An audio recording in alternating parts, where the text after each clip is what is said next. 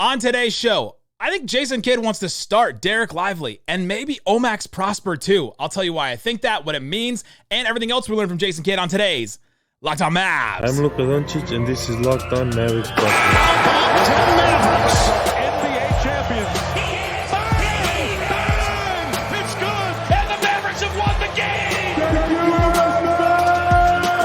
If you don't believe, you shouldn't be here. Loyalty never fades away.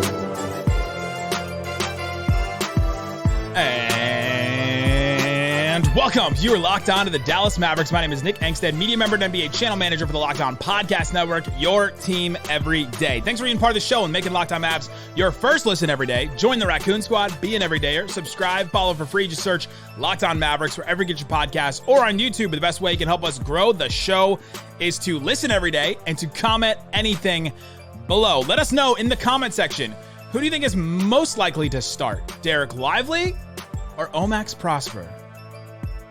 If you want to support our show, Locked On Mavs, text us, get text alerts from us on Mavs rumors and more. This weekend, Marc Stein had Jason Kidd on, and I listened to all of it, and I sent you all the stuff from it. I sent you the summarization. I said, here's all the main things. You didn't have to listen to it live. If you missed it, you got all of it there, straight to your phone, straight to your text. Got a lot of people that love that.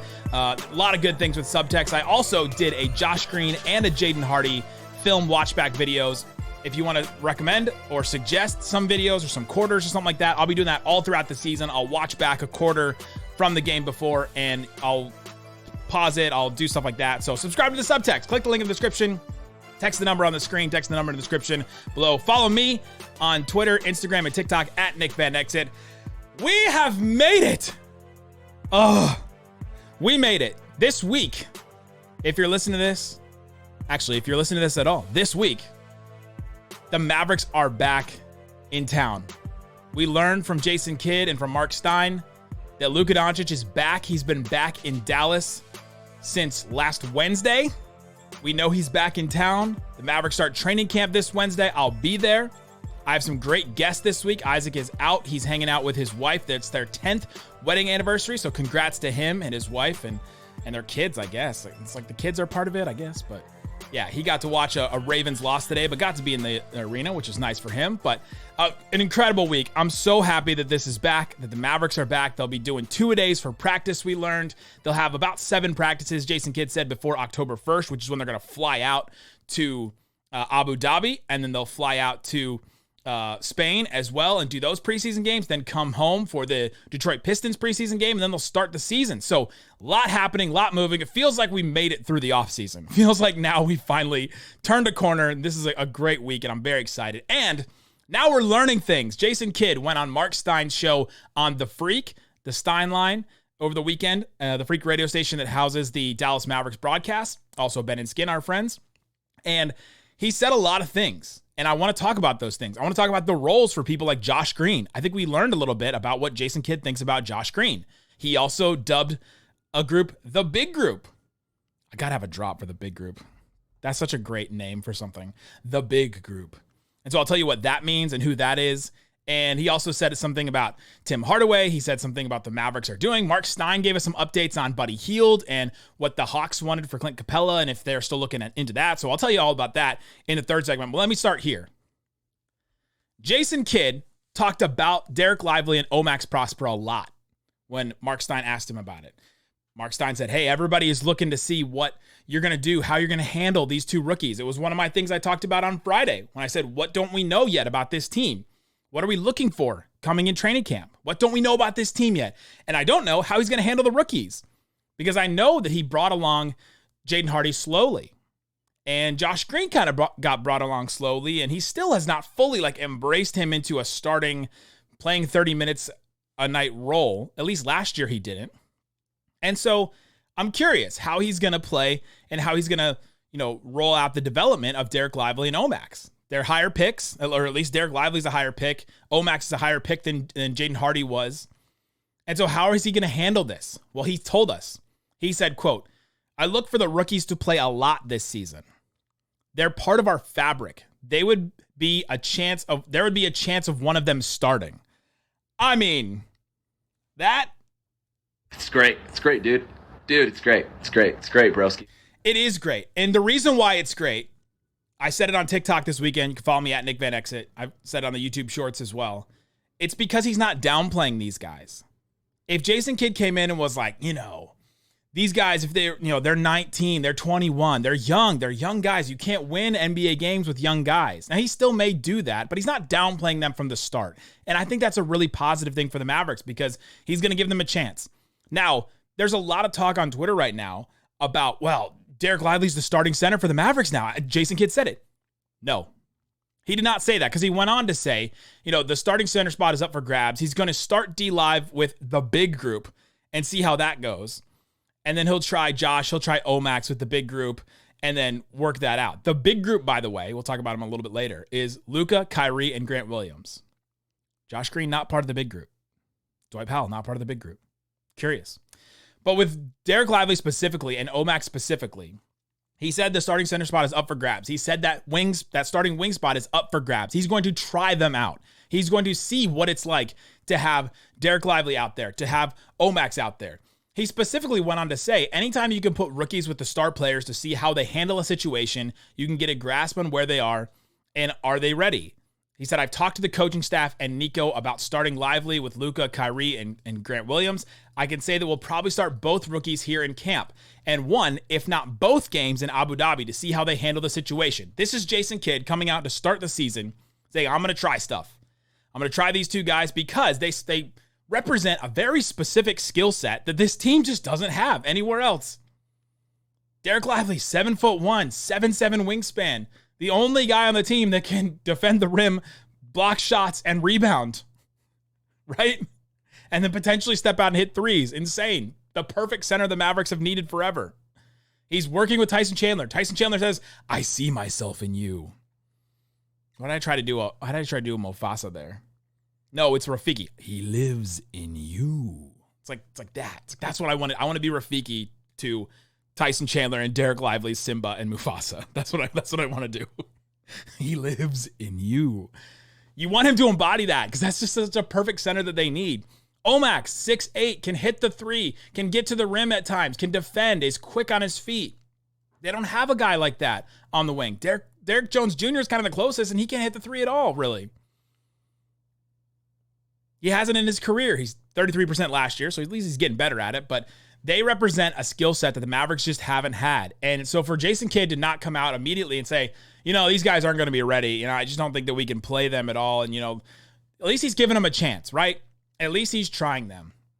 Do I think they're going to start? No, I don't. Jason Kidd has been a coach in the past, and Frank Madden from Locked On Bucks and other places that covers the Milwaukee Bucks pointed this out on Twitter after I posted the video of Jason Kidd's comments. He said, cue Jason Kidd with his every year you can't win with players that are under the age of 25, basically. That's how he's operated in the past.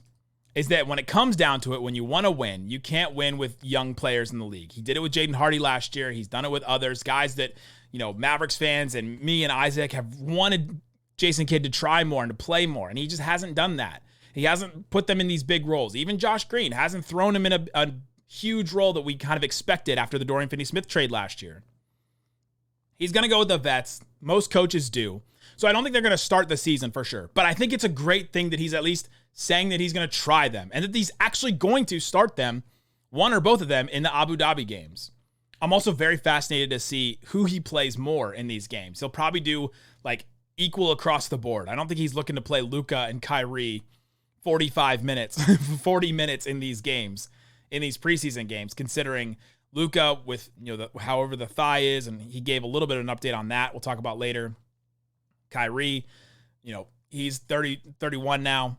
And so I don't think they're going to start, but I do think it's positive that he's saying the right things in that, yeah, I'll try them. And we've got to try them.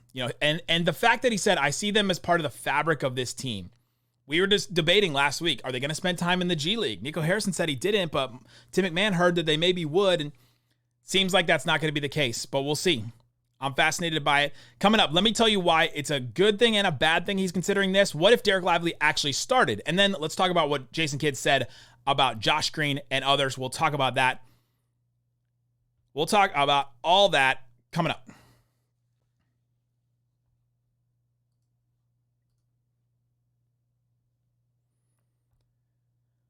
But before we do, let me tell you about DoorDash. You're at home. You know you've done DoorDash before. I know that all of you have. You're not that guy on Twitter that had the DoorDash receipt that was like $5,000. But you've done DoorDash in the past. You know that DoorDash can get you stuff quick and easy, like the convenience of getting what you want right to your door. With DoorDash grocery delivery, you can stock up for the week or order last-minute cravings conveniently. Burnt your last piece of toast, avocado's gone bad, or is the hot sauce bottle completely empty? Hate that. Try grocery delivery from DoorDash. You'll get everything you want delivered when you need it right to your door. Go and check out. If you want even more value, you can save on all your grocery and restaurant favorites with a $0 delivery fee on eligible orders with a Dash Pass. Try the Dash Pass membership and see how that gets you. If you're starting to use DoorDash, like that one guy on Twitter that one day, with easy substitutions right in the app, you can get best in-class customer support. DoorDash delivers groceries exactly how you want it. Plus, you can get 50% off your first DoorDash order up to a $25 value when you use the code LOCKEDONNBA at checkout. Limited time offer, terms apply. That's 50% off of a $20 no minimum subtotal and zero delivery fees on your first order when you download the DoorDash app in the App Store. Enter the code LOCKEDONNBA. Don't forget that's code LOCKEDONNBA for 50% off your first order with DoorDash. I have to apologize that you felt that he should have played more. You know I had to hit you with it. Thanks, everybody, for hanging out with us on Locked On Mavs, being part of the show, part of the Raccoon Squad, listening every day. Again, subscribe to our subtext if you want to support the show. You can get updates on training camp this week. This is the time to jump back in. I'll be at training camp. I'll have updates. I'll hear things.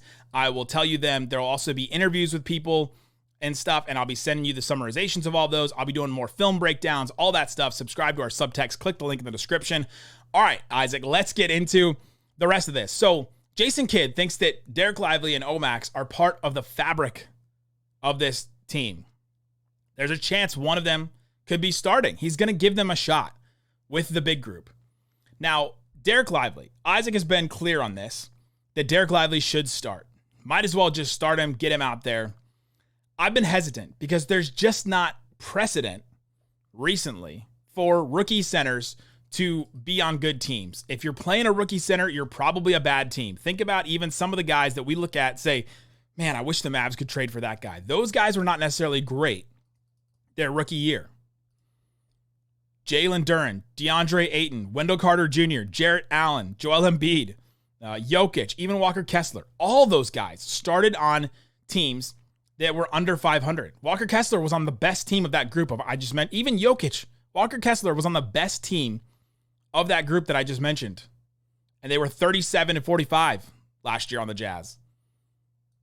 Starting rookie centers in the NBA just have not had a good track record of panning out, of playing on winning teams. It's a hard position to try and come in and be good right away. Iztok Franco had a couple of stats on Twitter. I also had some from a couple weeks ago when I did the Dereck Lively episode, but here's a couple of them. The last two rookie centers that started 30-plus games on playoff teams. Miles Turner on the Indiana Pacers, they went 45 and 37. That's the best. That's one of the best cases you can look at and say, oh, a rookie center can play on a team. The thing is, Miles Turner, I talked to Tony East about this of Locked On Pacers. He played a lot of four that year. He played power forwards at times for them. And just, you could play him in different spots. His three-point shot was more evolved than Dereck Lively's is by the time he got to the NBA. And then the other one was Thon Maker on the 42 and 40 Milwaukee Bucks under Jason Kidd, the coach.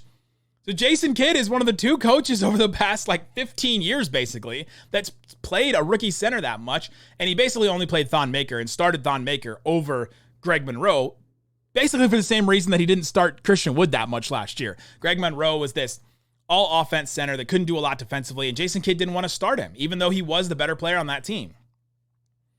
And so we could see a similar thing with that. Jason Kidd just makes these decisions and decides who fits and all that. So we'll see with that. But those are the last two that started on playoff teams. Started at least 30 games. Only 30 games, too. That's not a ton. We're talking about Dereck Lively. Could he be the full-time starter, 70, 80 games? Just hasn't happened. Iztok tweeted these out. Last rookie center that played over 10 minutes a game in the playoffs, that's Bam Adebayo. He played 15 minutes a game with the Miami Heat. They lost in the first round to the Sixers, and they lost in 5 games. So not a great track record there, and he only played 15 minutes a game. The last rookie center that played over 20 minutes a game in the playoffs was Miles Turner. He played 28 minutes a game. Remember, he started with that Pacers team. They lost in the first round to Toronto. That was a 7-game series. That was Paul George, Monte Ellis, have it all. And that's who was on that team. The last rookie center with decent minutes and a deep playoff run, that's Steven Adams. This may be the best case of all of them, that there is some precedent that Dereck Lively could start and that it could work out. Because Steven Adams in 2013-14, he started about 18 games after Kendrick Perkins got out with an injury. Kendrick Perkins and Dwight Powell, there's kind of like a comparison there with those two, in a way, at least the way the fan bases talk about them. And the Thunder lost in 6 games to the Spurs in the Western Conference Finals. But Steven Adams got to play with Westbrook and Durant. Not even young Westbrook and Durant. They were fully realized at that point. And so can Dereck Lively come in and be Steven Adams? Yes. 100% he can. Could Steven Adams have started that whole year? Maybe. I'd have to go back and look at some of that, but I think he could have. Kendrick Perkins, when he came back from injury, ended up coming back and starting the rest of the games for that season. And so it wasn't like Steven Adams started when Perkins got injured and then took over the rest of the season. It didn't happen like that. And so I think that's something that we're going to see with Dereck Lively.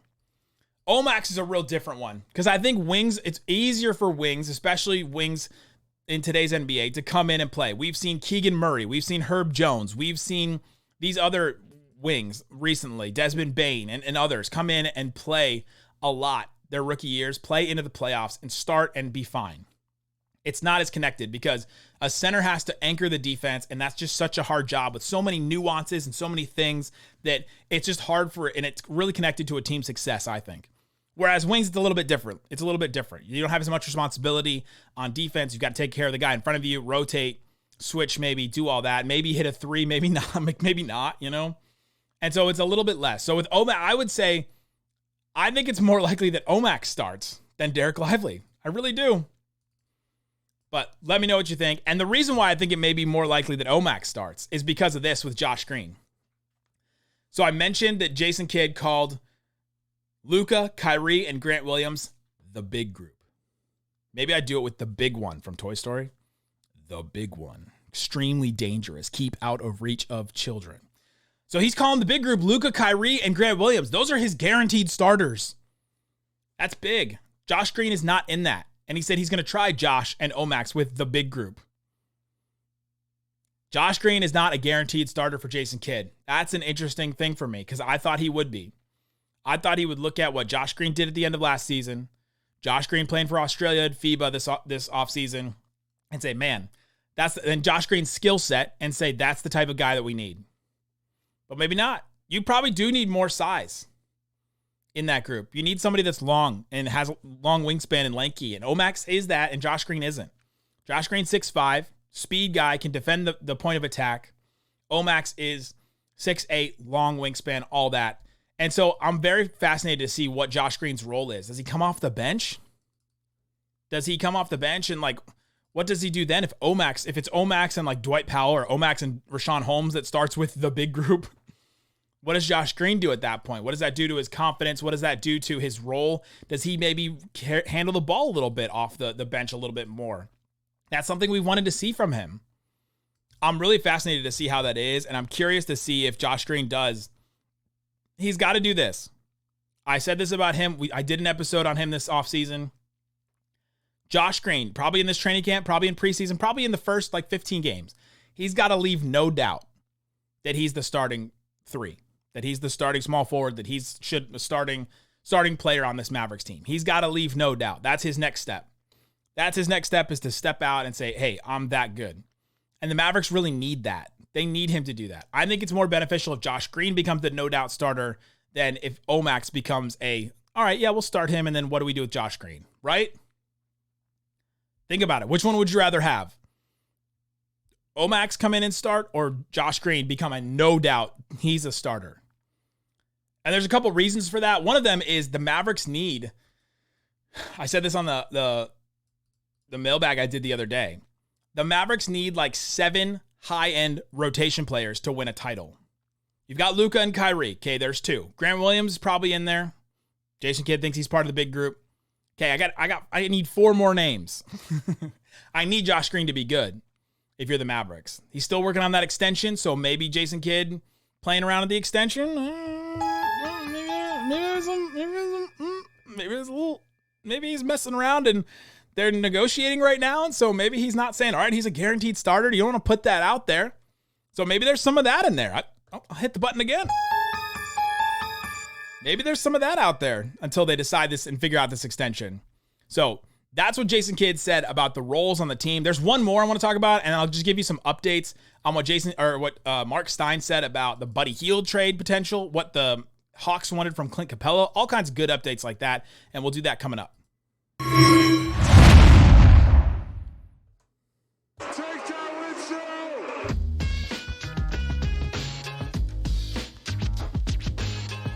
All right, Isaac, let's get into some more updates. Jason Kidd gave a couple more updates. I said at the top, Luka is back in Dallas on Wednesday. He was in the facility on Thursday. So the next day, he came back from overseas and then went to the facility on Thursday. Marc Stein said that the Mavericks had to close the facility on Friday because they wanted the Mavericks players to take a break. They've all been in there. You've seen the pictures on Mavs Social. They've all been in there working out. They've all been in there, getting shots and playing pickup and all that. And they wanted them to take a break before take one more 3-day weekend before this long trip that they're going to take. They're going to do 2-a-day practices for their 3 training camp days. They only have 3. It's kind of wild. They only have 3 training camp days. It'll be Wednesday, Thursday, media day will be Friday, and then Saturday they'll have another training camp day, and they'll be doing 2-a-days. So they'll be doing 2 practices a day, and then they'll fly out. I think they said Sunday the 1st, October 1st. They'll fly out to Abu Dhabi, and then they'll do Spain, and then they'll come back. Jason Kidd gave an update on Luka's leg. He answered the question. He didn't seem to know if Luka was 100% healthy. He kind of gave the whole, we're not always 100% all the time. Players come in. He's been given that for Luka and for players for a while. So I don't think he knows exactly what it is. It doesn't mean that it doesn't mean he's hiding something. I just think that he may not know the full scope of it or the full scale of what Luka's dealing with his leg injury. I talked to Brian Suter about it. He said a thigh strain shouldn't last this long unless there's something wrong with the healing process. I really don't know. We really don't have a handle on it. I'm going to do the in Casey Smith we trust thing, right? He's head of sports medicine and sports. I think what's Casey Smith's title now? Somebody, it was my friend Josh that tweeted me and said Casey Smith's not listed on the Mavericks official roster of coaches and all that anymore. And I said, well, he's got a higher director of player health and performance is officially Casey Smith's title. So he's above head trainer and he's way above that now. So that's why he's not listed on that. But I'm going to do in Casey Smith we trust on Luka because I think he'll have that figured out. Okay. The other update Jason Kidd gave about role is he's talked to Tim Hardaway Jr. about being the 6th man of the year. I don't know about that. He did average the same number of points per game as Malcolm Brogdon did last year. So him maybe coming off the bench, if he can up that a little bit, I don't know. I don't know if that's, but to me, all that says is that Jason Kidd has pitched Tim Hardaway on being a 6th man. He's pitched him on coming off the bench. So he is not in the running for a starting position as of right now. That's the difference between what he said about Josh and Omax and Dereck Lively than what he said about Tim Hardaway. Tim Hardaway is coming off the bench. I think that's something we can write in, not in maybe in Sharpie, maybe in a erasable pen. You can write that in. Tim will be coming off the bench. And here's some updates that Marc Stein gave on some of the other things floating around. Marc Stein confirmed that the Mavericks are interested in Buddy Hield, but Stein's read on it was that Indiana isn't interested in Tim Hardaway, and there's no traction between the Mavericks and the Pacers. So there's really nothing there. There's no there for this. I don't think there is. It seems like, I was listening to Locked On Pacers, and he mentioned the Christian Wood trade where they got a late first. The Rockets got a late first for Christian Wood. He mentioned a couple other trades that went around, and pretty much everybody gets a late first for a guy like Buddy Hield. And so I think that that's what the Pacers will want. They'll want a late first. Why would they just want Tim Hardaway? Even though his contract is a year longer, even though his contract is smaller, even though he maybe would be happier in his role than Buddy Hield would, I don't think that's enough of an upgrade for them to make that move. If they could get an asset, So I think that's where it is. I don't think the Mavericks want to give up draft capital, even seconds. I don't know if I'd want to give up Tim Hardaway in 2 seconds or a second. You need those to grease the wheels of midseason trades. The Mavericks didn't have any last year, and it showed. They couldn't get any extra moves done, and they couldn't, they had to just sign Justin Holiday and be like, all right, that's what we're doing. And they couldn't grease the wheels of any other kind of like small trade to bring in a guaranteed rotation player. And they need to do that this year. And I don't think Buddy Hield is that much of an upgrade to me from Tim Hardaway. I think Tim Hardaway can do most of the things Buddy Hield does. Buddy Hield's a better shooter. I think he's a better player overall, but I don't think he's that much better than Tim. And not that much different than Tim. He's not fixing any of your problems. He's just helping one of your strengths be better. Your strength is already 3-point shooting. You got Luka, Kyrie, Seth Curry, Jaden Hardy, Josh Green, Grant Williams. Like, you've got Tim, you've got all these shooters already. You don't need that many more. Like, you don't need that much better shooting. The other thing Marc Stein said was that the Mavericks did go after Clint Capela. We knew this, but the Hawks wanted the 2023 number 10 pick, so the pick that they traded to become the pick that they traded to become Dereck Lively, Omax, and Rashawn Holmes. They wanted that pick and Josh Green to get Clint Capela. So, for those of you that are out there, and I see you in the chat right now on YouTube, I see you in the chat all the time. Why can't they go get Clint Capela? They wanted Josh Green and the 10th pick. So would you rather have Clint Capela, or would you rather have Josh Green, Dereck Lively, Omax, and Rashawn Holmes? Right? Like, that's what the Mavericks were able to turn into, like, the 10th pick into. That's the decision that you'd have to make if you're the Mavericks on that. And that's why some of these trades don't happen. You're like, why don't they just go out? Just go do it. Just go get out there. Well, they ask for too much for it. And you don't want to give up that, because then all of a sudden you gave up four potential rotation players for the Mavericks for one center. Is that enough to pull the trigger and be like, all right, let's go? Or pull the lever? Pull the lever, Kronk.